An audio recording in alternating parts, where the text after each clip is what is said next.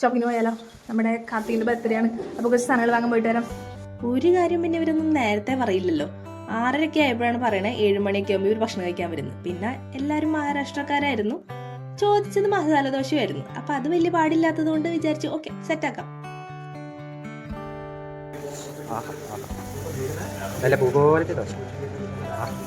ഉണ്ടാക്കണോണ്ടല്ല പ്രശ്നം.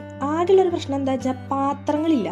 ഈ സാമ്പാർ തന്നെ 2 കുക്കറിലായിട്ടും അതേപോലെ 2-3 ഫ്രൈ പാനിലൊക്കെ ആയിട്ടാണ് ആക്കിയെടുത്തത്. കാരണം ആൾക്കാരുടെ എണ്ണം കൂടി ഉണ്ടാക്കാനുള്ള പാത്രം ഉണ്ടാവില്ലല്ലോ. എല്ലാവരും 2-3 എണ്ണമൊക്കെ വെച്ചല്ലേ കൊണ്ടുവന്നുണ്ടാവുള്ളൂ. പക്ഷെ ഉണ്ടാക്കി.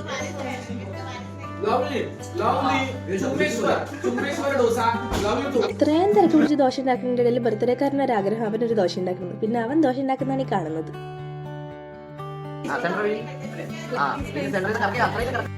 ഇതൊക്കെയായിരുന്നു ഇന്നത്തെ പരിപാടി. അപ്പൊ ഓക്കെ ബൈ.